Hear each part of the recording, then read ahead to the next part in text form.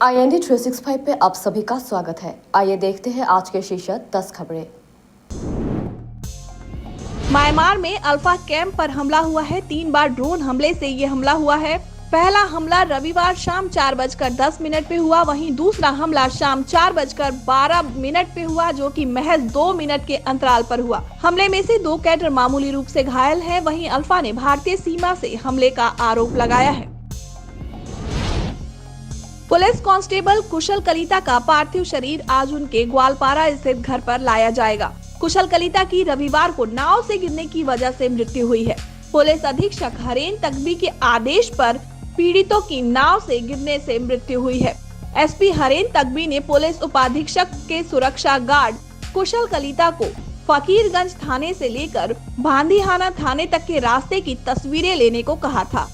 तस्वीरें लेने के दौरान कुशल कलिता नाव से ब्रह्मपुत्र नदी में गिर गए।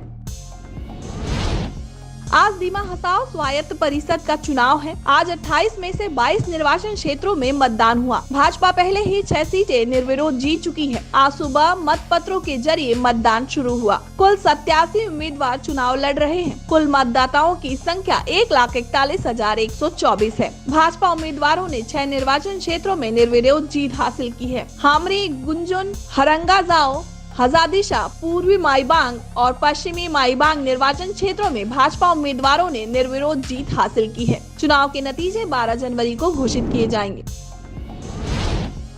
शेख हसीना दोबारा बांग्लादेश की प्रधानमंत्री बनने की कगार पर हैं। हसीना ने देश के आम चुनाव में अपने निर्वाचन क्षेत्र गोपालगंज 3 से 2 लाख से अधिक वोटों से जीत हासिल की है। वहीं दूसरी ओर उनकी पार्टी भी दोबारा सत्ता पाने की दौड़ में है। हालांकि विपक्ष का आरोप है कि बांग्लादेश में कोई चुनाव नहीं हुआ है। मुख्य विपक्षी बीएनपी समेत कई राजनीतिक दलों ने चुनाव का बहिष्कार किया है। पूर्व प्रधानमंत्री खालिदा जिया की पार्टी बीएनपी ने मतदान से एक रात पहले शनिवार से 48 घंटे की हड़ताल का आह्वान किया था। सांसद हुआ बांग्लादेशी क्रिकेटर शकीबुल हसन। शकीबुल ने बांग्लादेश के मगुरा 1 निर्वाचन क्षेत्र से 1.5 लाख वोटों से जीत हासिल की है। शाकिब देश की राष्ट्रीय क्रिकेट टीम के कप्तान थे। शाकिब आवामी लीग के चुनाव चिन्ह के तहत सांसद चुने गए। बिल्किस बानो गैंगरेप केस के दोषियों को सुप्रीम कोर्ट से बड़ा झटका लगा है। कोर्ट ने सभी दोषियों को सजा में मिली छूट का आदेश रद्द कर दिया है। गैंगरेप के सभी 11 दोषियों की समय पूर्व रिहाई रद्द होने के बाद अब ये सभी लोग वापस से जेल भेजे जाएंगे। सुप्रीम कोर्ट 2002 के गुजरात दंगों के दौरान बिल्किस बानो के साथ सामूहिक बलात्कार और उनके परिवार के 7 सदस्यों की हत्या में शामिल 11 दोषियों की भी छूट को चुनौती देने वाली याचिकाओं पर सुनवाई कर रही थी। असम में जनवरी को शुष्क दिवस घोषित करके पूरे राज्य में शराब की दुकानें बंद रखी जाएंगी। पूरे राज्य में शराब की दुकानें बंद रहेंगी। राम मंदिर के उद्घाटन दिवस पर शुष्क दिवस घोषित कर दिया गया है। राज्य सरकार ने अयोध्या में राम मंदिर के उद्घाटन के पवित्र दिन पर असम में शराब की दुकानें बंद करने का फैसला किया है। 22 जनवरी को अयोध्या में राम मंदिर का उद्घाटन होगा। राम मंदिर के उद्घाटन में पूरे विश्व में बड़े रूप में तैयारी चल रही है। देशवासियों को भी इस खास दिन का बेहद इंतजार है।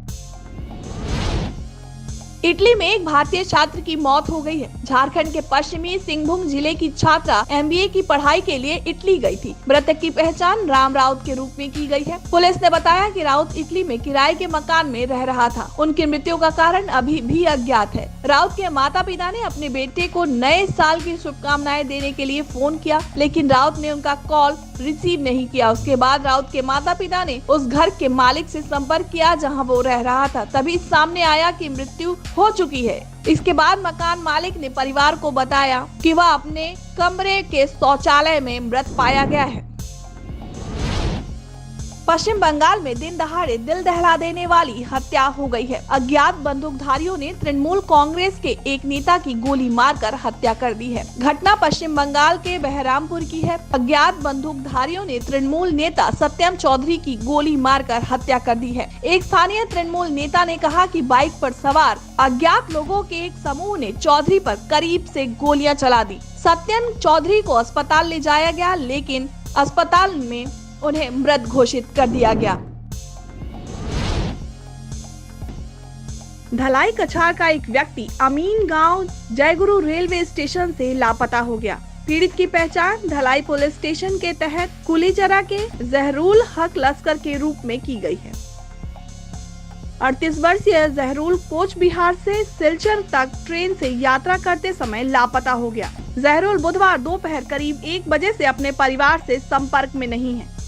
जहरूल का मोबाइल फोन अभी भी बंद बता रहा है। पीड़िता के परिवार के सदस्य उत्तरी गुवाहाटी पुलिस स्टेशन पहुंचे। उस व्यक्ति के बारे में जानकारी रखने वाले किसी भी व्यक्ति को 6003921870 या 7099842320 पर संपर्क करने के लिए कहा गया है।